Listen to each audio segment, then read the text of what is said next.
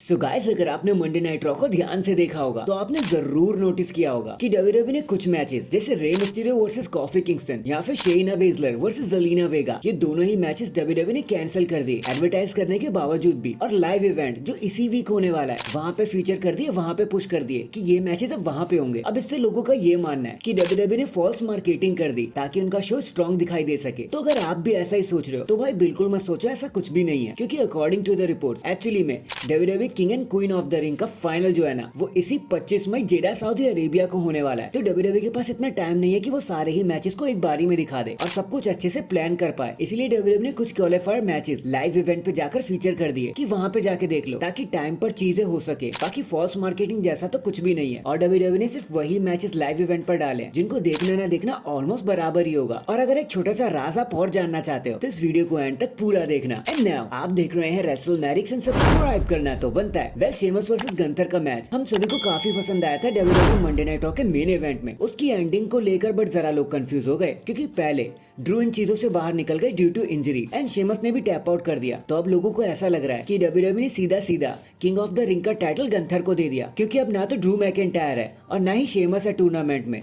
तो सीधा सीधा कोई टक्कर लेने वाला है ही नहीं गंथर से। गंथर का लेवल इतना ज्यादा ऊपर है। बाकी हाँ, एक रूमर ये भी आ रहा है कि ड्रैगनोव एंड गंथर दोनों फाइनल कर सकते हैं इस साल के किंग ऑफ द रिंग में। बाकी लेट्स सी अब आगे क्या होता है, क्योंकि बात अगर गंथर या ड्रैगनोव की जाए ना तो ये दोनों लोगों को ब्रूटैलिटी के अलावा और कुछ आता ही नहीं है। तो अगर ये दोनों मेन इवेंट में लड़ रहे हैं तो काफी अच्छा मैच निकलकर सामने आएगा किंग ऑफ द रिंग जैसे प्लेटफॉर्म के लिए। बाकी हाँ, अगर ड्रैगनोव भी वहां तक नहीं पहुंचते तब तो सीधा सीधा ही है कि भाई गंथर ही जीतने वाले हैं। यहाँ भी डब्ल्यूडब्ल्यूई ने कुछ बहुत बड़ा सरप्राइज छुपा के रखा है। Banger after banger. इसके बाद ब्लड लाइन जहां भी जाती है इतिहास बनाती है, लेकिन इस बार इतिहास का स्वाद चखा टामा टोंगा ने, क्योंकि अब वो तीसरे ऐसे पर्सन बन चुके हैं इन द हिस्ट्री जिन्होंने अपना डेब्यूट एक पेपर व्यू में किया है, वो भी एक स्ट्रीट फाइट में। ऐसा करने वाले पहले सिर्फ 2 ही स्टार थे, Dominic Mysterio in 2020 and Jesus in 2004। And Tama Tonga ऐसे करने वाले अब 3rd पर्सन बन चुके हैं। तो कांग्रेचुलेशंस टू हिम। अब चलो मैं उस राज पर से पर्दा उठाई देता हूँ जिसके बारे में हम हाल ही में बात कर रहे थे। तो डू यू नो कि टामा टोंगा एंड उनके भाई हिलाओ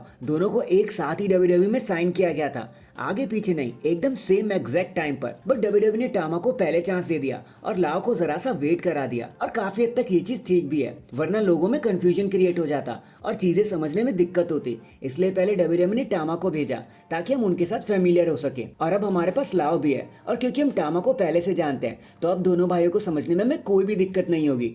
brother and brother. Next the best in the world CM Punk ने फाइनली ड्रू मैकिंटायर को एड्रेस करते हुए बता ही दिया कि सुनो, मैं जब भी देखता हूँ ना तो ड्रू सिर्फ मेरी ही बात कर रहा होता है, मेरी ही तरह रिंग में बैठा होता है, मेरी ही तरह बातें करने की कोशिश करता है, मेरे जैसे बनने की कोशिश करता है। तो क्या ड्रू आप सच में मुझसे नफरत करते हो या फिर आप खुद ही से ही नफरत करते हो? बट चलो मैं आपको ये बता देता हूँ कि ये चीजें कैसे एंड होने वाली हैं। ये एंड होगा जब मैं सीएम पंक ड्रू मैकिंटायर का मुंह तोड़ दूंगा। वो हमेशा के लिए मेरे करियर से दूर चला जाएगा एंड दोबारा कभी नजर नहीं आएगा। एटलीस्ट जहाँ पर मैं खड़ा हूँ वहां तो वो बिल्कुल नहीं आएंगे। और इतना कहकर सीएम पंक शांत हो गए। वेल ड्रू, आपको ये धमकी एक तौर पर सीरियस लेनी चाहिए, क्योंकि लास्ट टाइम जिस पर्सन को पंक ने धमकाया था वो MITV 2011 में सीएम पंक से हार गया था। होप आपको वो सब मैच याद ही होगा और याद होगा कि मैं किसकी बात कर रहा हूँ। इन दी एंड गंथर के हारने के बाद खुद शेमस ने ही अपनी इंजरी का भर भर के मजाक उड़ा दिया। उन्होंने हाल ही में एक पोस्ट किया ट्विटर पे जहाँ पे उन्होंने अपने स्कार को मेंशन करते हुए कहा कि देख रहे हो ना विल्सन। अब जिन लोगों को नहीं पता, विल्सन द वॉलीबॉल एक बहुत बड़ी फेमस चीज है एंड शेमस का स्कार सीधा सीधा वैसा ही लग रहा था। तो शेमस ने खुद ही अपने आप को पिंच कर दिया। So that is it guys.